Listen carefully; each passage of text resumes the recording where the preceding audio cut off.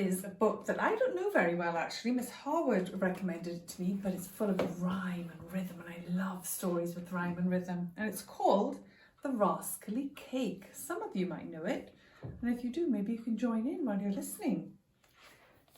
So,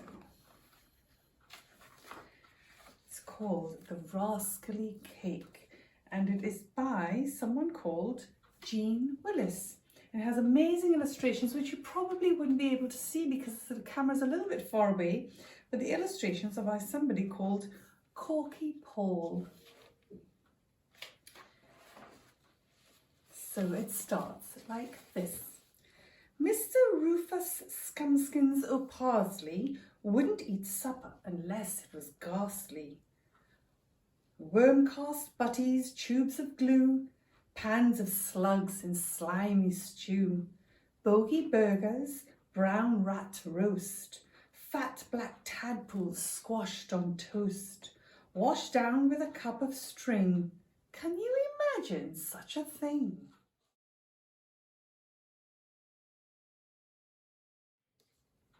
One morning, Rufus woke in bed, picked up a pen and scratched his head.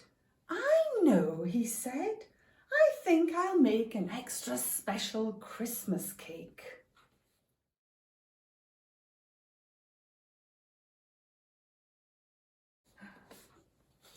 He smiled and smacked his lips with greed and scribbled down the things he'd need. 10 pounds of flour, 6 rotten eggs, 100 hairy spider's legs, some muck, some moths, some mouldy leaves, and several snotty handkerchiefs, a jug of spit, some garden snails, the clippings from his fingernails.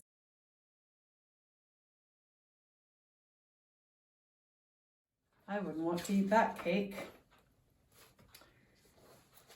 He wrote out 50 pages worth of filthy things he could unearth, and then he wrote the recipe. How ghastly could a parsley be? Far ghastlier, for up he got and rustled up a cooking pot, a reeking, rusty rubbish bin. What else could he put that muck in? Having done that, off he went to find the foul ingredients.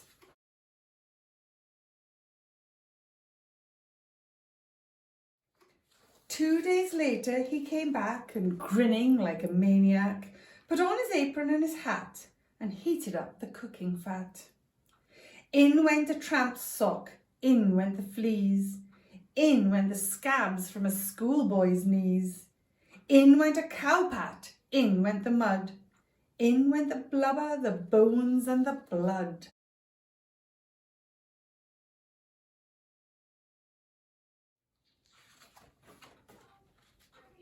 Soon the pot could hold no more.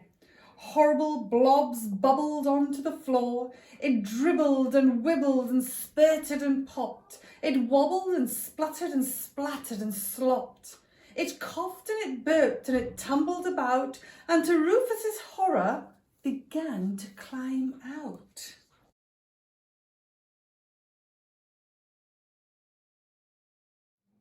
"Whoops!" exclaimed Rufus. "I've made a mistake. Something's gone terribly wrong with the cake. I've used too much flour. The fat was too hot." Off flew the dustbin lid and out the cake got.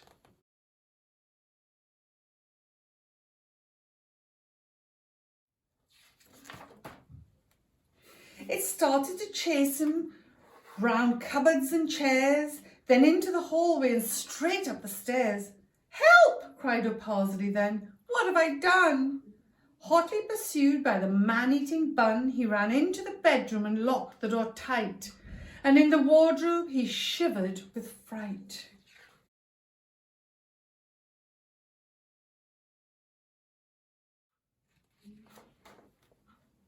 Under the gap between carpet and door, the rascally cake mixture started to pour. With long spongy fingers and lardy white toes, it searched and it sniffed with its drippy green nose. "I've got you," it gurgled and gave him a tweak. "And now I shall eat you. Keep still and don't squeak."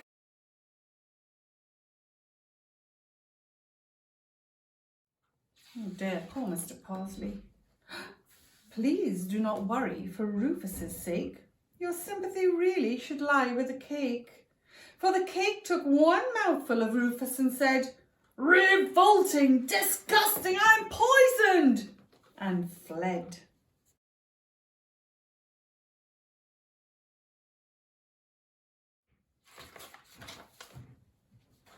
Where did it go to? Well, nobody knows. The rats wouldn't eat it, and nor would the crows.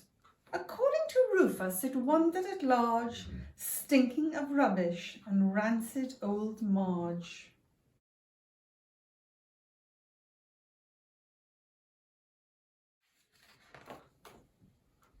Mr. Parsley decided to change. He doesn't eat anything smelly or strange.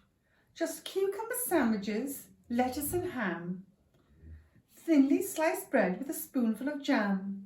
A lightly boiled egg, the occasional steak. But never, oh never, does Rufus eat cake.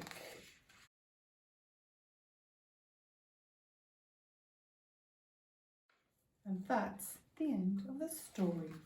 I hope you enjoyed that. I really, really did. And thank you for listening. And next week, your teachers will be reading stories to you. I'm sure it'll be much more exciting than this. We miss you. Bye.